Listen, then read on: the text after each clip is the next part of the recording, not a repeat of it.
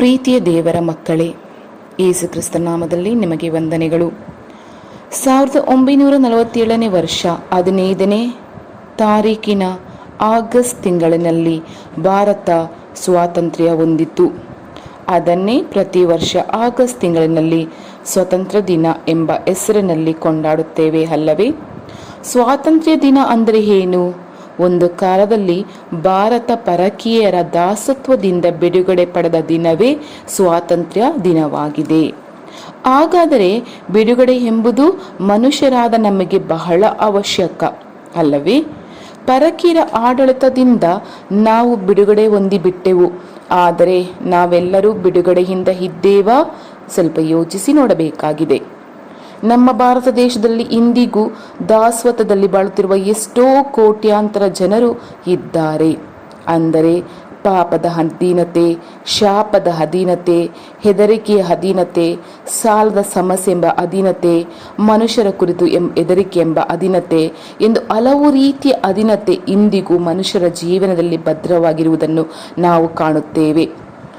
ಇಂದು ರಾತ್ರಿ ದೇವರಾದ ಕರ್ತರು ಯೇಸು ಕ್ರಿಸ್ತರು ನಿಮ್ಮನ್ನು ಬಿಡುಗಡೆ ಮಾಡಿದರೆ ನಿಜವಾಗಿ ನಿಮಗೆ ಬಿಡುಗಡೆ ಆಗುವುದು ಎಂಬುದಾಗಿ ವಾಕ್ಯ ಹೇಳುವುದು ಯೋಹಾನ 8ನೇ ಅಧ್ಯಾಯ 36ನೇ ವಾಕ್ಯದಲ್ಲಿ. ಅಂದರೆ ಕರ್ತರು ನಿಮ್ಮನ್ನು ನೋಡಿ, ನನ್ನ ಮಗಳೇ, ನನ್ನ ಮಗನೇ, ನಿಜವಾಗಿಯೂ ನೀನು ಬಿಡುಗಡೆ ಹೊಂದುವೆ ಎಂದು ಹೇಳುತ್ತಾರೆ. ನನ್ನ ಪ್ರೀತಿಯ ದೇವರ ಮಕ್ಕಳೇ, ಇಂದು ನಿಮ್ಮ ಜೀವನದಲ್ಲಿ ಯಾವುದೋ ಒಂದು ಕಾರ್ಯದಲ್ಲಿ ಅಧೀನತೆ ಕಾಣುತ್ತದಲ್ಲವೇ? ಆದ್ದರಿಂದ ನಿಮಗೊಂದು ಬಿಡುಗಡೆ ಬೇಕಾಗಿದೆ. ಹೊರ ತೋರಿಕೆಗೆ ನಿಮ್ಮಿಂದ ಹೇಳಲಾಗದಿದ್ದರೂ ಈ ದಾಸತ್ವದಿಂದ ನನಗೊಂದು ಬಿಡುಗಡೆ ಬೇಕು ಎಂದು ನಿಮ್ಮ ಮನಸ್ಸು ಕಾದಾಡುತ್ತದೆ ಅಲ್ಲವೇ? ಮನಸ್ಸು ಹಂಬಲಿಸುತ್ತದೆ ಅಲ್ಲವೇ? ಒಂದು ರೀತಿಯಾಗಿ ಒಂದು ಆಲಸ್ಯತನದಿಂದ, ಒಂದು ರೀತಿಯಾಗಿ ನಿದ್ರೆತನದಿಂದ, ಎಲ್ಲಿ ನೋಡಿದರೂ ಕೂಡ ನಿದ್ರೆ ಮಾಡಬೇಕು ಎಂಬುವ ಹಂಬಲ, ಈ ಎಲ್ಲ ದಾಸತ್ವದಿಂದ ನನಗೆ ಬಿಡುಗಡೆ ಬೇಕು ಎಂದು ಕೊರಗುತ್ತಿದ್ದೀರಲ್ಲವೇ? ಈ ದಾಸತ್ವಗಳೇ ಎಲ್ಲವುಗಳಿಗೆ ಮುಖ್ಯ ಕಾರಣ ನಮ್ಮ ವೈರಿಯಾದ ಸೈತಾನನೇ. ಹೌದು, ನಮ್ಮೊಳಗಡೆ ಇರುವ ಎಲ್ಲ ಅಧೀನತೆಗಳು ಸೈತಾನನೇ ತಂದು ನಮಗೆ ಒಪ್ಪಿಸುತ್ತಾನೆ. ಅವನು ಮನುಷ್ಯರನ್ನು ಹಲವು ರೀತಿಯಲ್ಲಿ ಅಧೀನಪಡಿಸಿ, ಕುಗ್ಗಿಸಿ, ಅವರ ಸಮಾಧಾನವನ್ನು, ಸಂತೋಷವನ್ನು ಕೆಡಿಸಿ, ಕೊನೆಗೆ ಅವರ ಬದುಕನ್ನೇ ನಾಶ ಮಾಡಿಬಿಡುತ್ತಾನೆ.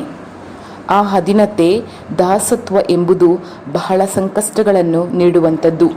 ಆದ್ದರಿಂದ ಬಿಡುಗಡೆಯನ್ನು ಹೊಂದಿಕೊಳ್ಳುವಾಗ ನಮ್ಮೊಳಗೆ ಒಂದು ಸಂತೋಷ, ಸಮಾಧಾನ ಉಂಟಾಗುತ್ತದೆ. ನಮ್ಮನ್ನು ದಾಸತ್ವಕ್ಕೆ ಒಳಪಡಿಸುವ ವಿಷಯಗಳು ಯಾವುವು, ಅದರಿಂದ ಹೇಗೆ ಬಿಡುಗಡೆ ಹೊಂದಿಕೊಳ್ಳುವುದು ಎಂಬುದನ್ನು ಕುರಿತು ನಾವು ಸ್ವಲ್ಪ ಧ್ಯಾನಿಸೋಣ. ಮುಂದಿನ ವಿಡಿಯೋದಲ್ಲಿ ಪ್ರಾರ್ಥಿಸೋಣ. ಯೇಸುವೆ, ನಿಮ್ಮ ರಕ್ತದಲ್ಲಿ ನನ್ನನ್ನು ಒಪ್ಪಿಸಿಕೊಡುತ್ತೇನೆ. ದೇವರೇ, ರಾತ್ರಿಯಲ್ಲಿ ಪೂರ್ತಿ ನನಗೆ ಯಾವ ಶೋಧನೆ ಬರುತ್ತದೆ, ಹೋರಾಟ ಬರುತ್ತದೆ, ಕೇಡು ಬರುತ್ತದೆ ತಿಳಿಯದು. ಆದರೆ ನೀವು ನನ್ನನ್ನು ಕಾಪಾಡಿರಿ. ನಿಮ್ಮ ರಕ್ತದ ಶಕ್ತಿಯೊಳಗೆ ಇಟ್ಟುಕೊಳ್ಳಿರಿ. ನನ್ನನ್ನು ನಿಮ್ಮ ಕರದ ನೆರಳಿನಲ್ಲಿ ಇಟ್ಟುಕೊಳ್ಳಿರಿ. ನಾನು ನನ್ನನ್ನೇ ದೇವರಲ್ಲಿ ಅರ್ಪಿಸುತ್ತೇನೆ. ಅಪ್ಪ, ಈ ರಾತ್ರಿಯಲ್ಲಿ ನನಗೆ ಎಷ್ಟು ಬೇಕೋ ಅಷ್ಟು ನಿದ್ರೆಯನ್ನು ಕೊಟ್ಟು ಬೆಳಗಿನ ಜಾವದಲ್ಲಿ ಬೇಗ ಎದ್ದೇಳಿಸಿ ಪ್ರಭುವೇ. ನಿಮ್ಮ ಜೊತೆ ನಾನು ಮಾತನಾಡಬೇಕು, ನಿಮ್ಮನ್ನು ಆರಾಧಿಸಬೇಕು, ನಿಮ್ಮನ್ನು ಸ್ತುತಿಸಬೇಕು. ನನ್ನ ಭಾರತ ದೇಶದಲ್ಲಿರುವ ಎಲ್ಲರಿಗೋಸ್ಕರ ಪ್ರಾರ್ಥಿಸಬೇಕು. ತಂದೆಯೇ, ನನಗೆ ಸಹಾಯ ಮಾಡಿರಿ. ನೀವು ನನ್ನ ಜೊತೆಗಿದ್ದು ನನ್ನನ್ನು ಸಂರಕ್ಷಿಸಿರಿ, ನಡೆಸಿರಿ. ಯೇಸು ಕ್ರಿಸ್ತರ ನಾಮದಲ್ಲಿ ಆಮೇನ್, ಆಮೇನ್. ತಂದೆಯೇ, thank you lord Jesus Christ.